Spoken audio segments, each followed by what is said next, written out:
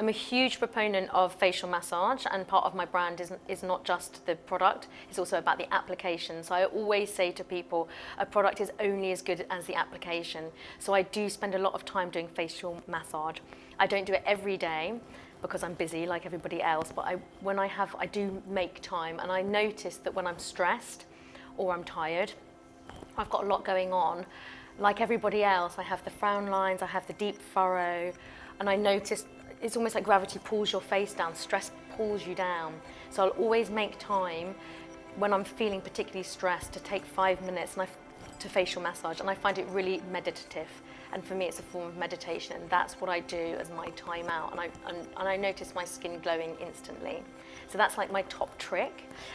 Alcohol just naturally went out of my life, as did coffee. I found that when I started my business, and I was always just trying to do so much, I would naturally always go for coffee. And I found that it actually was counterproductive, that it made me feel on edge and didn't make me feel, it worked against me. So I also cut out caffeine. I drink green tea. I've stopped dairy completely. I found that was a trigger for my skin.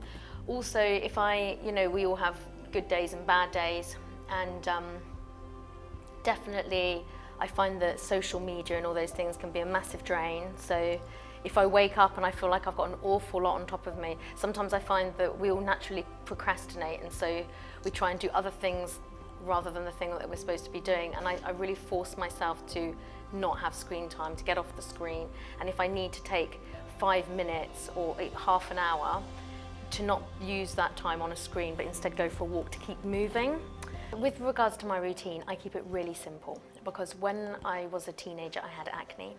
At 16, I had chickenpox, which left me with quite substantial scarring. And then when I was in my early 20s, I got rosacea and eczema. And I used to use all the products under the sun, because I would literally buy anything that I thought would cure my skin and give me that flawless complexion.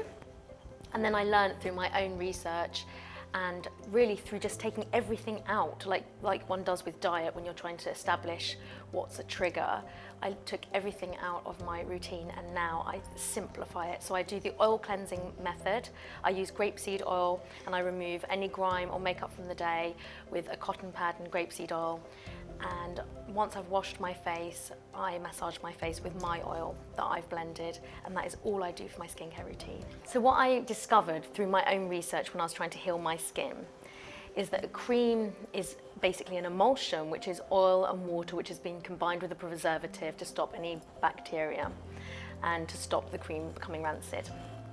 So I started thinking about that, because I realised that potentially my skin problems were maybe coming because there were preservatives in the skincare.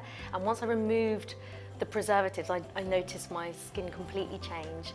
So I decided to just go back to basics, and I didn't want to use oil and water and preservatives. So what would be the next step? The next step would be going back to oil. And I've just discovered personally, and through all the people that I've treated, and through all my clients, that oil is the best thing for your skin.